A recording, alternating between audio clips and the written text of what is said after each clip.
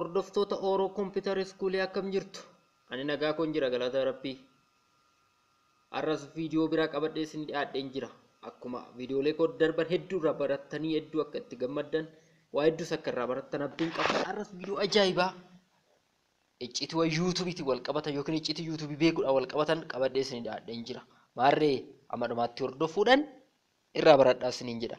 Arra immoo wanti wajjin ilaallu YouTube irratti yoo maal hojjenne yoo akkamitti hojjenne milkoomnaa kan jedhu yookiin yoo akkamitti hojjenne subscriber hedduu argachuu dandeenya yoo akkamitti hojjenne view hedduu argachuu dandeenya kan jedhudha.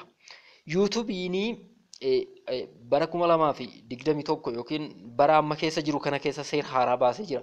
Seerri isaa kunis akka dur yookiin seera isa duraanirra baay'ee cimaa yookiin baay'ee fooyya'ee kan ba'edha. Seeronni kunniin tarii gam tokkoon miidhaa qabaachuu danda'u, gam tokkoon immoo faayidaa qabaachuu danda'u. Kana jechuun seeronni YouTube'n baasan kunniin namoota hojii hannaa yookiin YouTube'ii nama biroo viidiyoo nama biroo upload godhan irratti miidhaa biraa qabu jechuun warroota viidiyoo namni kana dura gadhiise fudhanii edit godhanii yookiin fudhanii upload godhan hedduu irratti miidhaa qabaatu. Kana jechuun karaa adda addaatiin copyright irratti erguudhaan community gaudii yookiin isaa irratti erguudhaan streak irratti erguudhaan wantoota akkanaan dhiibbaa qabaachuu danda'u. Gam tokkoon immoo viidiyoon keenya akka nama biraatiin hin hatamne waan godhaniif viidiyoowwan quality babbareedaa qaban gaafa hojjennu viidiyoon keenya YouTube keenya qofa irratti fayyada.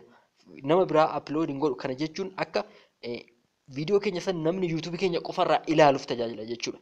Kanaaf mee arra gabaamatti kan wajjin ilaallu yoo YouTube irratti maal hojjenne milkoomna yoo akkamitti hojjenne yoo viidiyoo akkamitti hojjenne milkoomna kan jedhudha.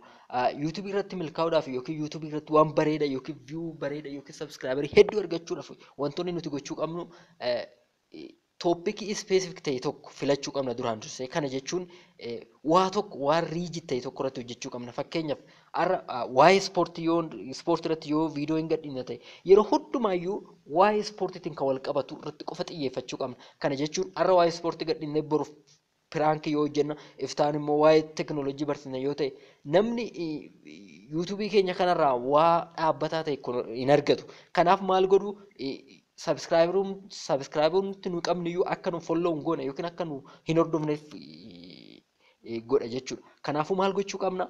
Waa tokko irratti xiyyeeffannee waa san quality itti goonee hojjechuu qabna jechuudha. Kana jechuun namni waa'ee ispoortii irratti hojjetu tokko akkamitti akka ispoortiin fayyaadhaaf tajaajilu akkamitti akka ispoortiin ulfaatina hir'isu akkana irratti kan namni biraa hojjetu caalchisee quality isaatti dabalee gaafa hojjetu YouTube irratti milkaa'uu danda'a jechuudha.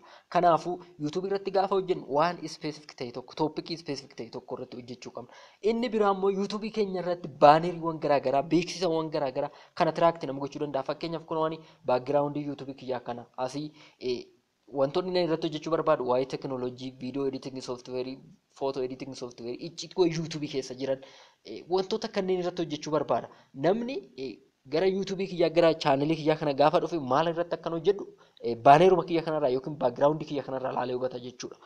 Wantoota akkanaatti gochuudhaan akka nama attract godhu akka nama hawwatu gochuu dandeenya jechuudha.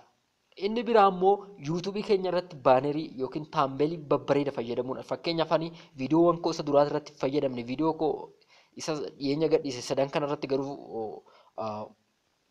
taambeelii babbareeda fayyadamee jira. Taambeeliin kunniin kanarra kan fooyya'an kanarra kan caalan fayyadamuun anarra jiraata jechuudha. Amma viidiyoowwan koo itti aanan irratti yookiin anan hojjedhu irratti kan kanarra caalan irratti hojjedha jechuudha. Inni kun maaliif nu gargaara? Akka namni viidiyoo keenya san gubbuma saalaalee hubatu jechuudha. Fakkeenyaaf amma viidiyoon koo inni kun Telegram setting and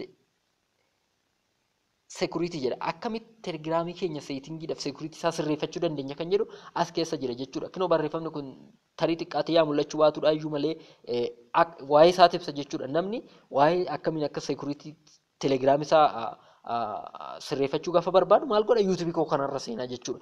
Kanaafuu YouTube irratti gaafa xiyyeeffannu cal jennee waan namaa koppii yookiin viidiyoo namaa upload gochuun gaarii hin ta'u. Yeroo har'aa YouTube irratti milkaa'uudhaaf YouTube irratti waa bareeda hojjechuudhaaf dirqama profeshinii mataa kee qabaachuu qabda jechuudha. Profeshinii mataa kee kanaan iyyuu namoota biroo caaltee argamuu qabda jechuudha. Qualityidhaan namoota biroo hojjettee akka hordoftoota kee yookiin sabiskiraabii kee miseensota kee atiraakti gootee akkasii waliin turanii sirraa baratan gochuu qabda jechuudha. Kanaafuu YouTube irratti gaafa YouTube hojjechuu gaafa barbaadnu duraan dursine tooppikii irratti hojjennu san filachuudha jechuudha ulaagaaleen jiru. Tooppikii irratti hojjenne saniin immoo akkamitti kwaalitii isaa daballee akkamitti bareechine akkamitti hojjenne kan jedhu irratti xiyyeeffachuun baay'ee bareeda. Cal jennee viidiyoo garaa garaa upload gochuun gaariin ta'u waan ta'eef jechuudha. Har'a ammana yoon dubbadde guyyaa borii yookiin kutaa itti aanu irratti immoo wantoota hedduu YouTube keenya yookiin chaanalii keenya guddisuudhaaf nu gargaaran tan xiyyeeffadhaa. YouTube koo yookiin chaanala koo kana subscribe like gochuun dagatinaa. Iccituuwwan hedduu yeroo gabaabaa keessatti iccituuwwan hedduu waan gadhiisuuf itti dhiyaadhaa irraa baradhaa isiniin jedha. Like fi subscribe gochuun hin dagatinaa. Galatoomaa.